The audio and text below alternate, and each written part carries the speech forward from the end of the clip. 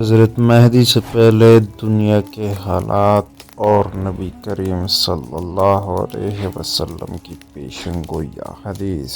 حضرت حذیفہ رضی اللہ عنہ فرماتے ہیں کہ میں خدا کی قسم کھا کر کہتا ہوں کہ مجھے معلوم نہیں میرے یہ رفقا صحابہ کرام بھول گئے ہیں یا وہ بھولے تو نہیں، لیکن کسی وجہ سے وہ ایسا ظاہر کرتے ہیں کہ وہ بھول گئے ہیں۔ خدا کی قسم رسول کریم صلی اللہ علیہ وسلم نے کسی بھی ایسے فتنہ پر ذکر کرنے سے نہیں چھوڑا تھا جو دنیا کے ختم ہونے تک پیدا ہونے والا ہے، اور جس کے ماننے والوں کی تعداد 300 یا 300 سے زیادہ ہوگی۔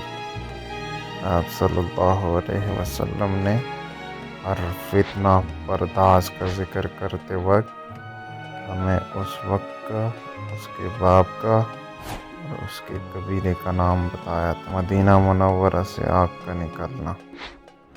حدیث۔ حضرت ابو ہریرہ رضی اللہ عنہ کہ رسول کریم صلی اللہ علیہ وسلم نے فرمایا، قیامت اس وقت تک نہیں آئے گی جب تک کہ حجاز سے ایک آگ نہ بھڑک اٹھے جو بصرہ کے اونٹوں کی گردن روشن کر۔ اس حدیث میں جس آگ کا ذکر آیا ہے اس آگ کے بارے میں حافظ ابن کثیر رحمہ اللہ اور دیگر مورخین کا کہنا ہے کہ اس آگ کے نمودار ہونے کا حادثہ پیش آ چکا ہے۔ یہ آگ جمادی الثانی 250 ہجری جمعہ کے دن مدینہ منورہ کی بعض وادیوں سے نمودار ہوئی اور تقریباً مہینہ تک چلی۔ راویوں نے اس کی کیفیت یہ لکھی ہے کہ اچانک حجاز کی جانب سے وہ آگ نمودار ہوئی اور ایسا معلوم ہوتا تھا کہ آگ کا پورا ایک شہر ہے اور اس میں قلعہ یا برج اور کنگورے جیسی چیزیں موجود ہیں۔ اس کی لمبائی 4 فرسخ اور چوڑائی 4 میل تھی۔ آگ کا سلسلہ جس پہاڑ تک پہنچتا اس کو شیشے اور موم کی طرح پگھلا دیتا۔ اس کے شعلوں میں بجلی کی کڑک جیسی آواز اور دریا کی موجوں جیسا جوش تھا، اور یہ محسوس ہو رہا تھا جیسے اس کے اندر سرخ اور نیلے رنگ کے دھریا نکل رہے ہوں۔ وہ آگ اسی کیفیت کے ساتھ مدینہ منورہ تک پہنچی، مگر عجیب بات یہ تھی اس کے شعلوں کی طرف سے جو ہوا مدینہ منورہ کی طرف آ رہی تھی وہ ٹھنڈی تھی۔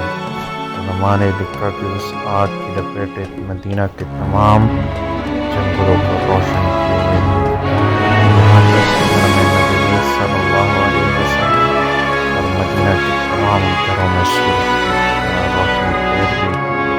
لوگ رات کے وقت اس کی روشنی میں اپنے سارے کام کاج کرتے تھے، بلکہ ان دونوں میں اس علاقے کے اوپر سورج اور چاند کی روشنی مان۔ مکہ مکرمہ کے بعض لوگوں نے یہ شہادت دی کہ وہ اس وقت یمامہ اور بصرہ میں تھے، تو وہ آگ انہوں نے وہاں بھی دیکھی۔ اس آگ کی عجیب خصوصیات میں سے ایک یہ تھی کہ یہ پتھروں کو تو جلا کر کوئلہ کر دیتی تھی، لیکن درختوں پر اس کا کوئی اثر نہیں ہوتا تھا۔ کہتے ہیں کہ جنگل میں ایک بہت بڑا پتھر تھا جس کا آدھا حصہ حرم مدینہ کی حدود میں تھا اور آدھا حصہ حرم مدینہ سے باہر تھا۔ آگ نے اس آدھے حصے کو جلا کر کوئلہ کر دیا جو حرم مدینہ سے باہر تھا، لیکن جب آگ اس حصہ تک پہنچی جو حرم میں تھا تو ٹھنڈی پڑ گئی اور پتھر کا وہ آدھا حصہ بالکل محفوظ رہا۔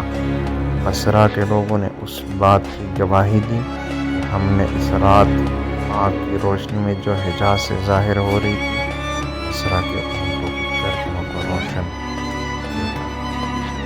نہایہ للبدایہ ابن کثیر۔